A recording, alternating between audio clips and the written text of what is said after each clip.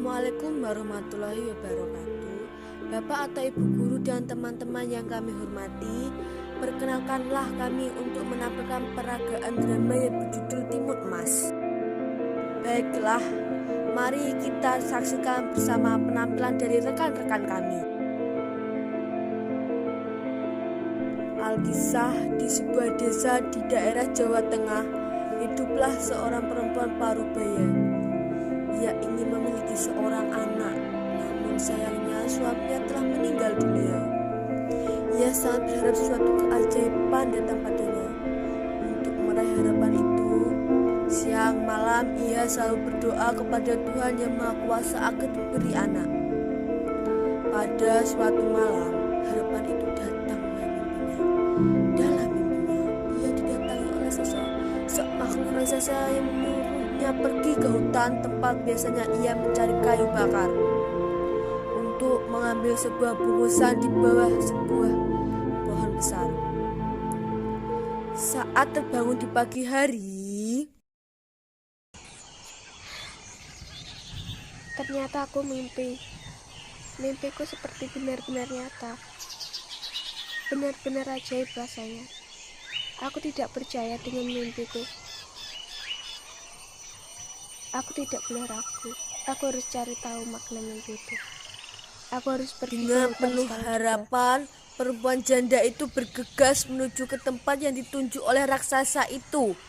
Setibanya di hutan, di mana ya bungkusan seperti yang ditunjukkan raksasa itu? Oh, itu dia, ada pohon besar. Aku akan segera ke sana. Oh, bungkusan apa ini? Ini bungkusan seperti yang ditunjukkan raksasa dalam mimpiku. Coba aku buka isinya. Hah? Cuma sebutir biji timun. Kukira isi bungkusan ini seorang bayi. Buat apa biji timun ini? Ya sudahlah, sebaiknya aku bawa pulang saja.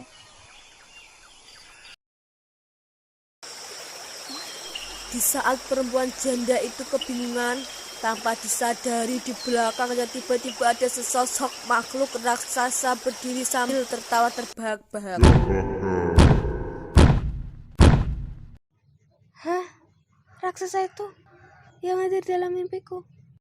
Aku takut sekali. Ampun raksasa, jangan makan aku. Aku masih ingin hidup. Jangan takut perempuan tua, aku tidak akan memakanmu. Bukankah kamu menginginkan seorang anak? Benar raksasa. Segera tanam biji timun itu. Kelak kamu akan mendapatkan seorang anak perempuan. Tapi ingat, Karena begitu besar kamu harus keinginannya menyerahkan untuk anak memiliki itu anak, saat dia tanpa sudah sadar dewasa. Ibu Timun Emas menjawab. Baiklah raksasa, aku bersedia menyerahkan anak itu nanti kepadamu. Begitu perempuan janda itu selesai menyatakan kesediaannya, raksasa itu pun berlalu dari hadapannya. Perempuan itu segera menanam biji timun di ladangnya. Setiap hari ia merawat tanaman itu dengan baik.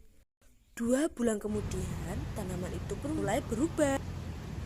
Syukurlah tanaman timunku sudah berbuah. Tapi kok buahnya cuma 1 ya? Dan buahnya besar sekali, tidak seperti buah timun. Sungguh aneh. Warnanya pun berwarna kuning keemasan. Sepertinya timun ini juga sudah masak. Baiknya aku petik sekarang juga dan segera aku bawa pulang. Begitu sesampainya di rumah, perempuan janda itu segera membelah timun emas dengan sangat berhati-hati. Dan apa yang dilihatnya? Seorang bayi perempuan. Bayi ini sangat cantik sekali. Aku ingin sekali menggendongnya.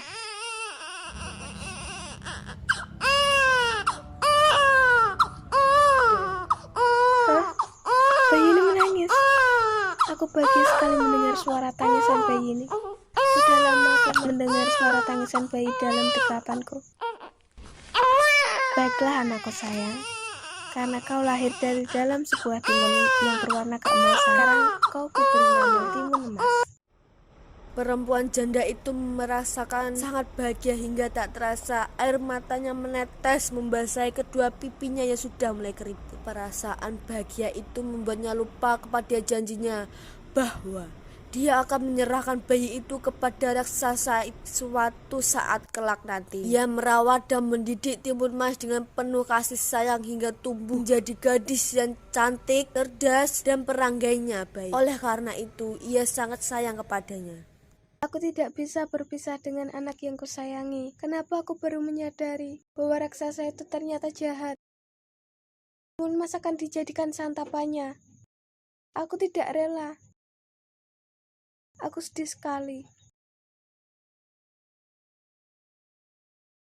Akhir-akhir ini ibu selalu termenung. Ada apa? Itu kelihatannya kesedihan. Gimana ya? Ibu tidak ingin kau ikut bersedih, Nak. Ibu sangat menyayangimu. Ibu tidak ingin kehilanganmu. Ibu tidak bisa jauh darimu. Apa maksud ibu? Ada apa, Bu? Aku tidak paham. Katakanlah sejujurnya, Bu. Baiklah, Nak. Ibu akan menceritakan asal-usulmu. Sebenarnya, kamu bukan anak ibu. Kamu bukan terlahir dari rahim ibu, Nak. Apa, Bu? Aku bukan anak dari ibu. Aku anak dari siapa, Bu? Ibu pernah bermimpi didatangi oleh raksasa.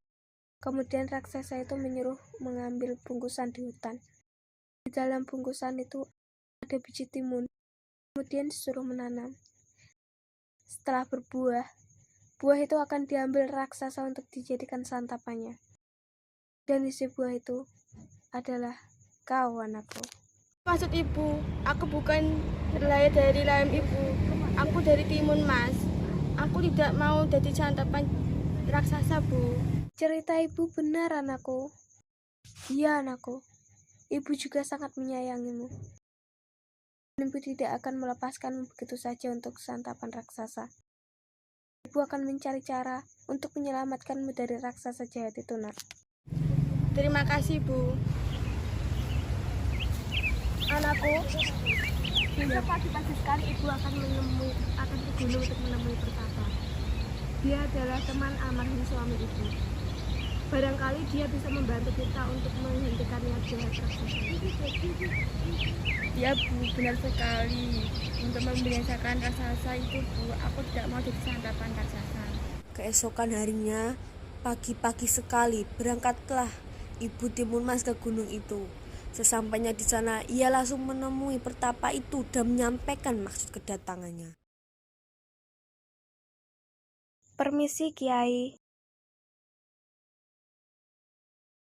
Ada apa Nini? Kenapa kau tiba-tiba datang kemari? Maaf, Kiai. Maksud kedatangan saya kemari ingin meminta bantuan pada Kiai. Begini, Kiai. Saya punya seorang putri yang saya beri nama Timun Mas. Dan putri saya itu akan dijadikan santapan raksasa. Saya tidak ingin anak saya mati karena disantap raksasa. Saya sangat sayang pada putri saya. Saya harap Kiai bisa membantu saya. Jadi begitu. Aku bersedia membantumu. Tunggu sebentar. Tak berapa lama, Pertapa itu kembali sambil membawa 4 buah bungkusan kecil. Lalu menyerahkannya kepada Ibu Timun Mas. Nah, ini. Berikanlah bungkusan ini kepada anakmu. Masing-masing bungkusan ini berisi biji ketimun, jarum, garam, dan terasi. Jika raksasa itu mengejarnya, suruhlah untuk menaburkan bungkusan ini kepada raksasa itu. Ya, Kiai. Terima kasih, Kiai. Kalau begitu, saya pamit pulang. Ya, berhati-hatilah.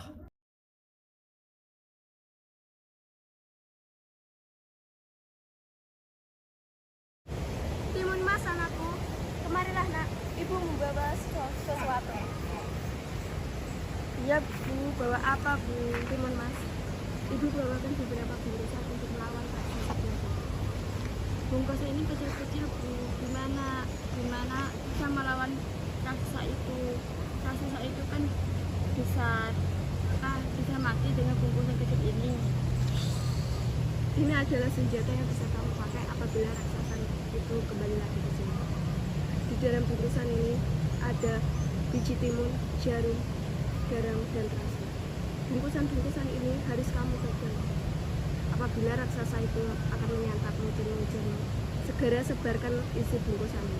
Jelas lah. Baik, Bu. Tapi Timun takut, Bu. Jangan takut anakku. Senjata sudah kamu pegang. Dan ibu sudah sedikit tenang karena kamu sudah memegang senjata. Baik, Bu. 2 hari kemudian, raksasa itu pun datang untuk menagih janjinya kepada Ibu Timun Mas. Ia sudah tidak sabar lagi ingin membawa dan menyantap daging Timun Mas. Hai perempuan tua, kali ini kamu harus menepati janjimu. Jika tidak, kamu juga akan kujadikan santapanku. Wah, Ibu Timun Mas tidak gentar lagi Baik, menghadapi raksasa. ancaman raksasa. Aku panggil dulu Dengan putriku. tenang, ia memanggil Timun Mas agar keluar dari dalam gubuk. Timun Mas, putriku, kemarilah nak. Ini ada yang mencarimu. Tak berapa lama, Timun Mas pun keluar lalu berdiri di samping ibunya. Ada apa, Bu? Raksasa, aku takut, Jangan Bu. takut anakku. Jika raksasa itu akan menangkapmu, segera lari dan ikuti petunjuk yang telah kusampaikan padamu. Baik, Ibu. gadis ini pasti sangat lezat jika aku santap. Aku makin tidak sabar untuk menyantapnya. Ayo kemarilah, mendekatlah padaku. Raksasa itu pun mengejarnya. Tak Aku ayal tidak lagi. mau. Aku Terjadilah tidak sudi kejar-kejaran jadi antara santapanmu. makhluk raksasa itu dengan Wah, Timun Mas. mau Setelah lari berlari kemana jauh, kau gadis? Timun Mas mulai kecapean. Sementara raksasa itu semakin mendekat. Mau Oh lari iya, kemana aku anak harus manis? mengeluarkan bungkusan yang diberikan Ibu. Mau lari kemana kau Timun Mas? Aku akan terus mengejarmu. Duh, gimana ini? Bungkusan yang ketiga sudah aku tebarkan juga, tapi raksasa itu masih bisa menyelamatkan diri. Kini senjataku tinggal satu-satunya. Jika senjataku satu-satunya ini tidak berhasil melumpuhkan raksasa itu, maka tamatlah riwayatku. Dengan penuh keyakinan Ini ia pun raksasa melemparkan terimalah bungkusan ini. terakhir yang berisi terasi. Ketika itu pula terasi itu tiba-tiba menjelma menjadi lautan lumpur yang mendidih. Alhasil raksasa itu pun tersebur ke dalamnya. Syukurlah, tewas seketika. raksasa itu sudah mati. Aku selamat. Aku harus segera pulang menyampaikan kabar gembira ini pada ibu. Ibu, aku selamat, Ibu. Aku selamat dari kejaran raksasa Apa? itu, Bu. Kau selamat, Raksasa anakku. itu kini sudah Syukurlah. mati. Ibu senang sekali. Ibu bahagia, nak. Akhirnya kau selamat, nak. Demikianlah tadi dongeng Timun Mas dari daerah Jawa Tengah. Dari cerita tadi dapat dipetik sebuah pelajaran bahwa orang yang selalu berniat jahat terhadap orang lain seperti raksasa itu pada akhirnya akan celaka. Selain itu, cerita tadi juga mengandung pelajaran bahwa dengan usaha dan kerja keras segala rintangan dan cobaan dalam hidup dapat dirasakan dengan baik. Seperti yang ditunjukkan oleh Ibu Timun Mas dan Timun Mas. Berkat usaha dan kerja kerasnya, mereka dapat membinasakan raksasa jahat yang hendak memangsa Timun Mas.